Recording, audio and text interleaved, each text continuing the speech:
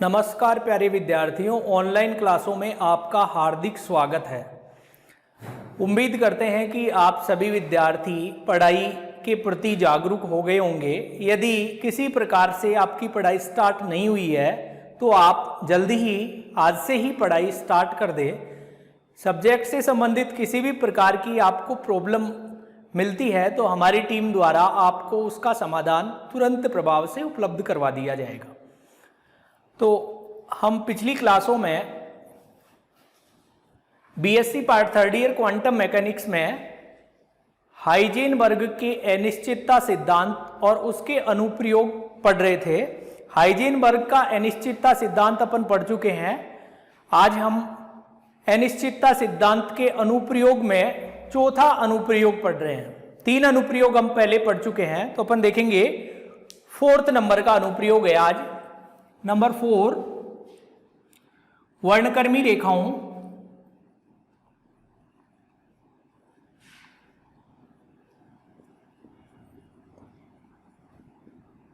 में स्वाभाविक विस्तार। स्वाभाविक विस्तार के बारे में अपन पढ़ रहे हैं। ये अपने पास natural width of spectral line. 3 अनुप्रयोग अपन पढ़ चुके हैं। पहला अनुप्रयोग पढ़े थे अपन नाभिक में इलेक्ट्रॉन का अनस्तित्व। दूसरा अनुप्रयोग अपन पढ़े थे हाइड्रोजन परमाणु के मूल स्तर की ऊर्जा। और तीसरा अनुप्रयोग पढ़े थे अपन किसी आवर्ती दोलित्र की मूल अवस्था की ऊर्जा का मान। आज हम बात कर रहे हैं चौथे अनुप्रयोग की, वर्णक्रमीय रेखाओं में स्वाभाविक विस्तार या वर्णक्रमीय रेखाओं का स्वाभाविक विस्तार। तो देखोगे, आप लोग जानते हैं किसी भी परमाणु के निम्न ऊर्जा स्तर से जब कोई इलेक्ट्रॉन उच्च ऊर्जा स्तर में संक्रमण करता है तो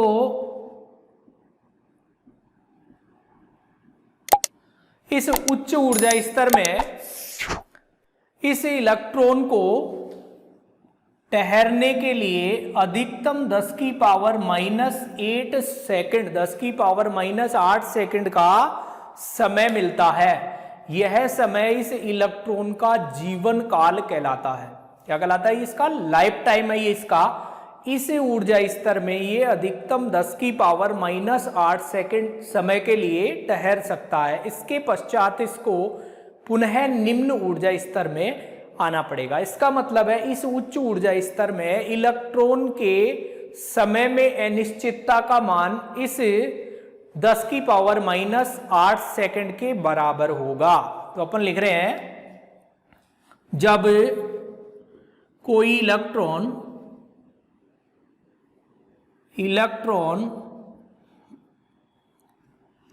निम्न ऊर्जा स्तर से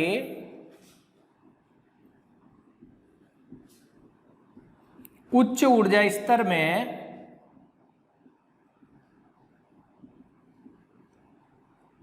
संक्रमण करता है,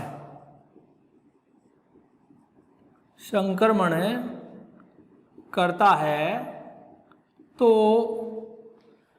उच्च ऊर्जा स्तर में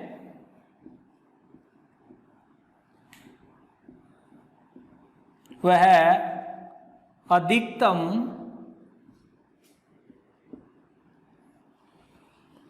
10⁻⁸ सेकंड ही ठहर सकता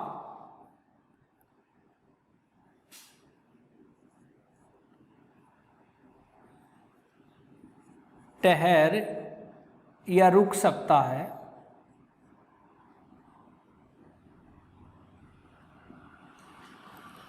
इसके पश्चात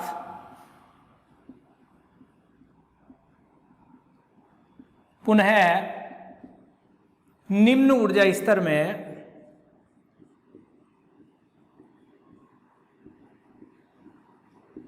संक्रमण करता है। यह समय है, कौन सा समय, 10 की पावर माइनस 8 सेकंड का समय इलेक्ट्रॉन का उच्च ऊर्जा स्तर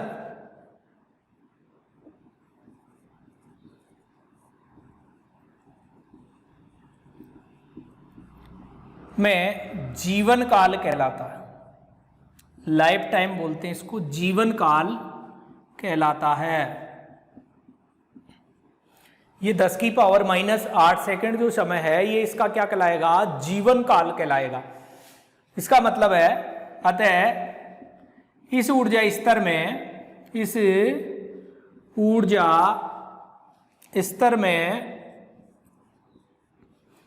इलेक्ट्रॉन के समय में अनिश्चितता, समय में अनिश्चितता 10 की पावर माइनस 8 सेकंड होती है। अर्थात delta T equal to 10⁻⁻8 second, ये इसके समय में अनिश्चितता का मान प्राप्त हो चुका है। आप लोग जानते हैं हाइजेनबर्ग के अनिश्चितता सिद्धांत के अनुसार ऊर्जा में अनिश्चितता और समय में अनिश्चितता का मान कभी भी h×2 से कम नहीं हो सकता है। इसका मतलब है हाइजेनबर्ग के अनिश्चितता सिद्धांत से delta E into delta T equal to h×2, यहाँ h× बराबर है 1.054 इंटू 10⁻⁻34 जूल सेकंड है। ये वैल्यू h/2π के बराबर है, जहां h प्लांक नियतांक है जिसका मान है 6.62 इंटू 10⁻⁻34 जूल सेकंड। तो इसको अपन बार बार कैलकुलेट नहीं करना पड़े, इसलिए अपन इस h× की वैल्यू डायरेक्ट ही याद कर लेते हैं, 1.054 इंटू 10⁻⁻34 जूल सेकंड। तो ये बार बार अपने काम आएगा, इसलिए इसको एक बार याद ही कर लेना आप लोग। अब बात करें डेल्टा टी का मान अपने पास है, तो अपन इस ऊर्जा में अनिश्चितता का मान निकाल सकते हैं। डेल्टा ई बराबर h×2 डेल्टा टी। तो इसका मतलब ऊर्जा में अनिश्चितता क्या गई, अतः ऊर्जा में अनिश्चितता डेल्टा ई बराबर है h× की value 1.054 into 10⁻⁻34 joule second. 2 constant है, डेल्टा टी का मान है 10⁻⁻8 सेकंड। ये वैल्यू अपने पास प्राप्त होगी इक्वल टू, इसको जब सोल्व करेंगे अपन तो अपने पास इसकी वैल्यू प्राप्त होगी 5.27 इंटू 10⁻⁻27 जूल में ये वैल्यू अपने को प्राप्त होगी।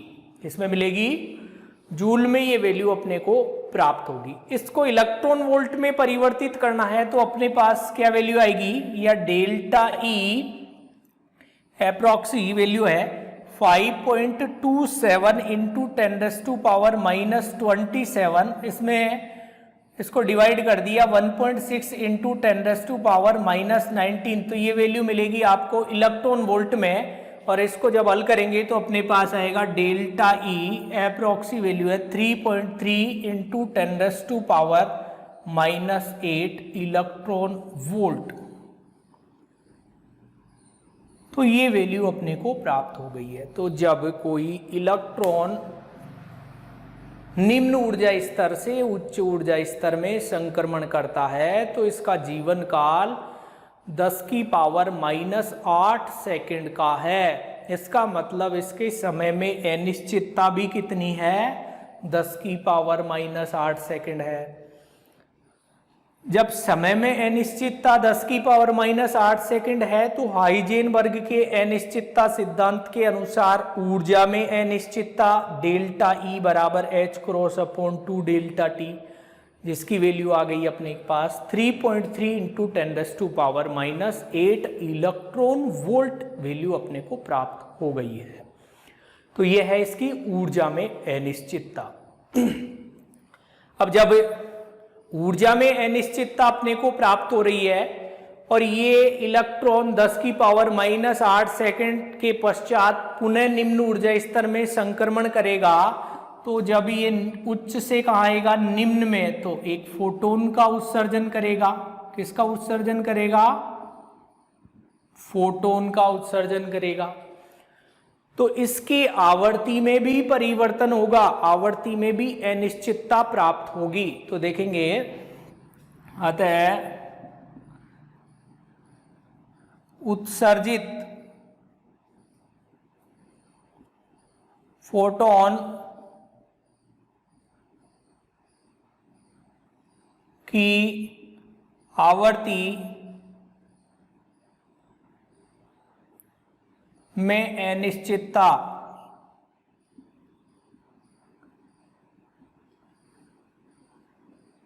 या आवर्ती की बात करें, E बराबर एच न्यू होता है। इसका मतलब है डेल्टा E बराबर एच डेल्टा न्यू। तो डेल्टा न्यू बराबर हो गया डेल्टा E अपॉन एच। क्या वैल्यू आ गई अपने पास में? डेल्टा E बराबर एच डेल्टा न्यू। तो अपने पास वैल्यू मिली है डेल्टा न्यू बराबर डेल्टा E अपॉन एच प्राप्त हो गया है, जिसको अपन क्या लिख सकते हैं?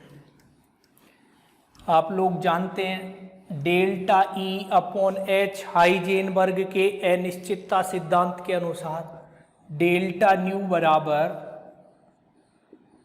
डेल्टा E अपॉन एच, और डेल्टा E अपॉन एच को अपन लिख सकते हैं 1/4 पाई डेल्टा टी।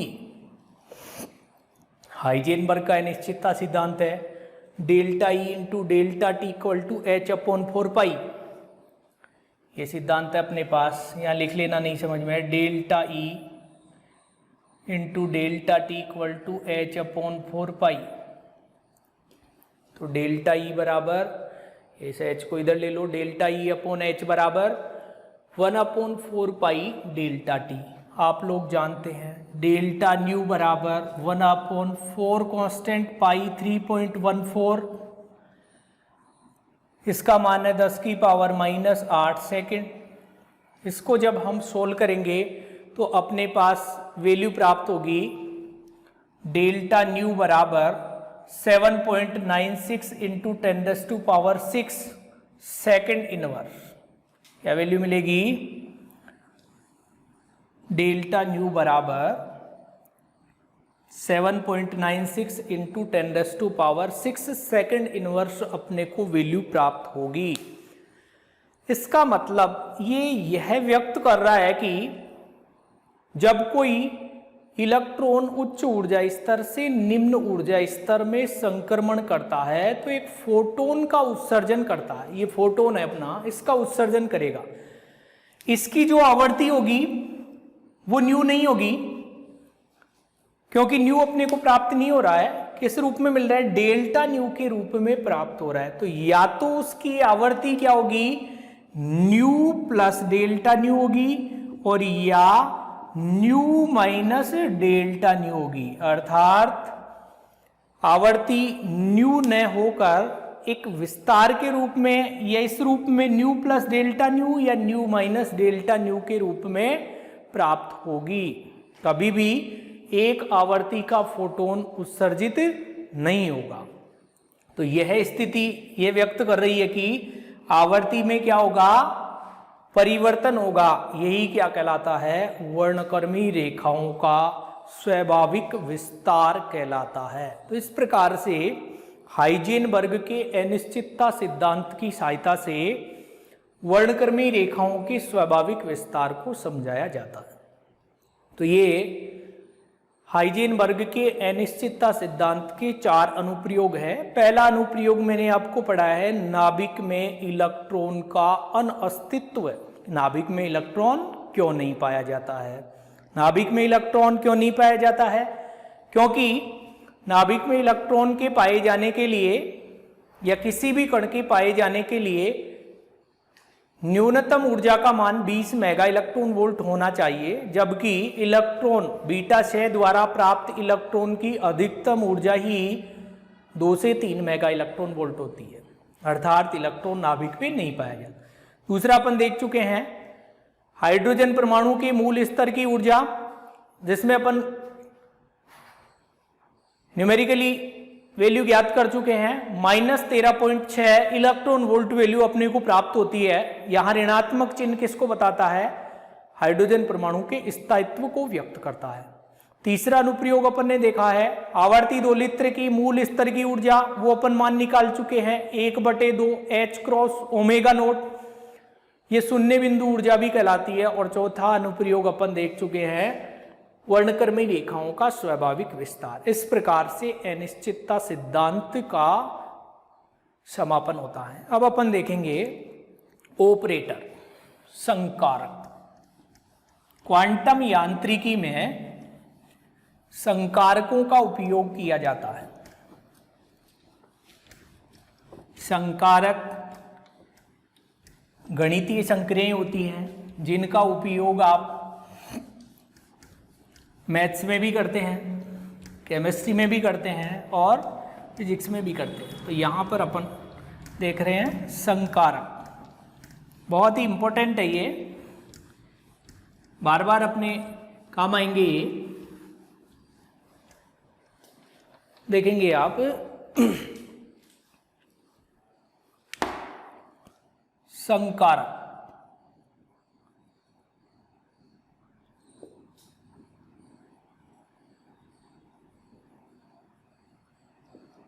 ऑपरेटर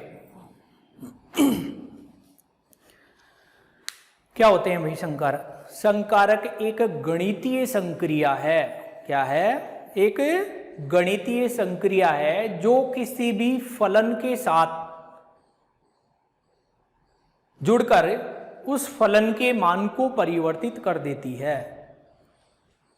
अर्थात संकारक क्या है? यह एक गणितीय संक्रिया है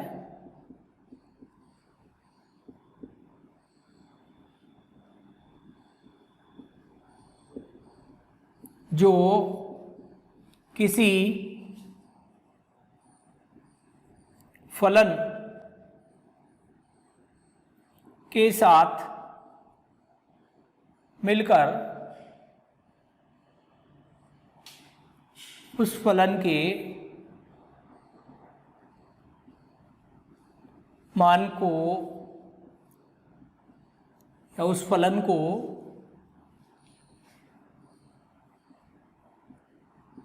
परिवर्तित कर देता है।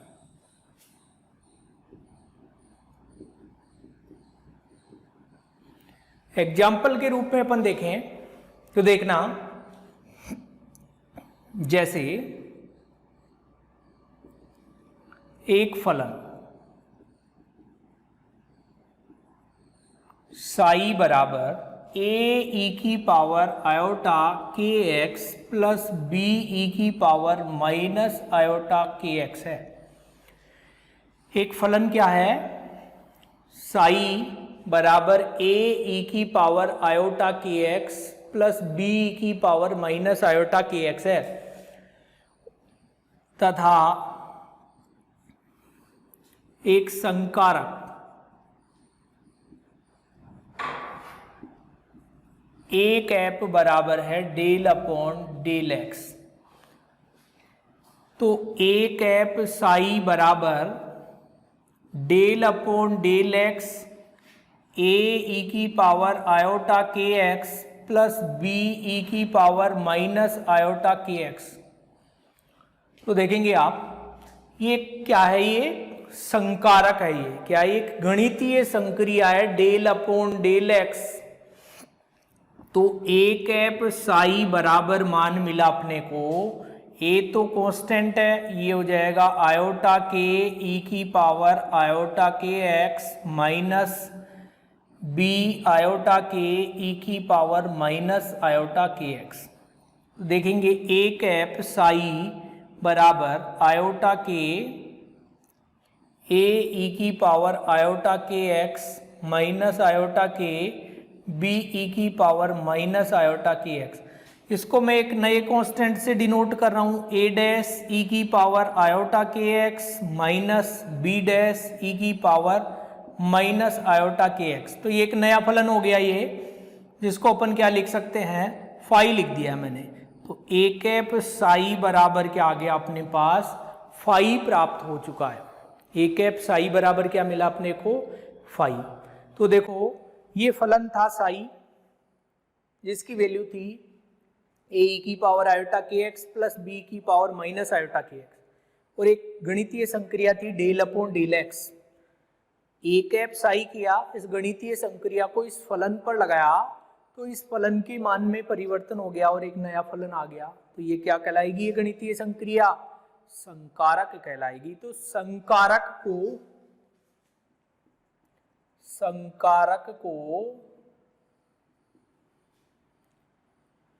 किसी संकेताक्षर के ऊपर कैप, क्या बोलते हैं इसको, कैप लगाकर व्यक्त किया जाता है।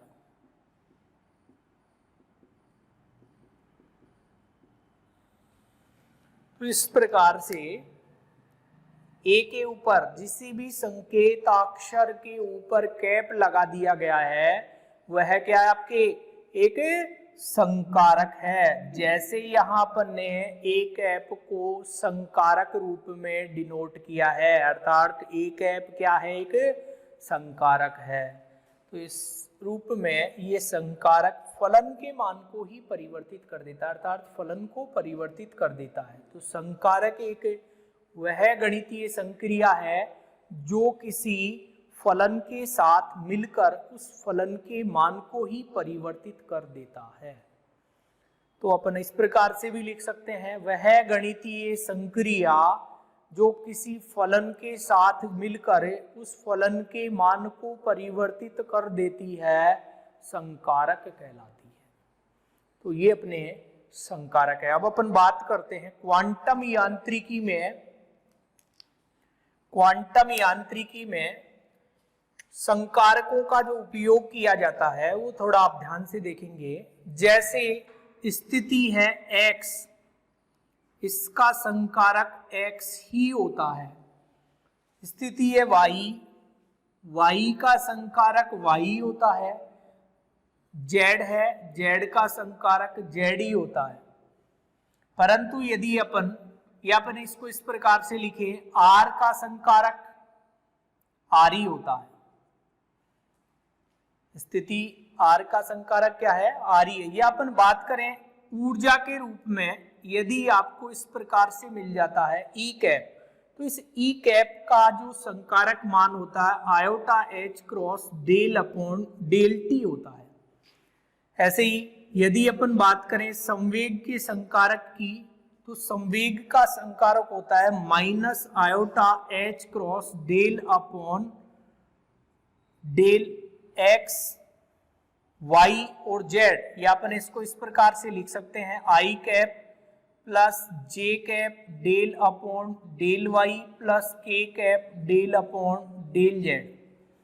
इसका मतलब ये जो p कैप है ये है minus iota h cross del, या x फॉर्मेट में लिखें तो px कैप बराबर हो गया minus iota h cross del upon del x। y के फॉर्मेट में लिखें py कैप, तो ये हो गया minus iota h cross del upon del Y, और पी जेड के लिए हो गया minus iota H cross del upon del Z. अभी बात करते हैं अपन ऊर्जा के संकारक की, तो iota H cross del upon del T, और यदि संवेग के संकारक की बात करते हैं तो minus iota H cross del के रूप में अपने को प्राप्त होगा ये।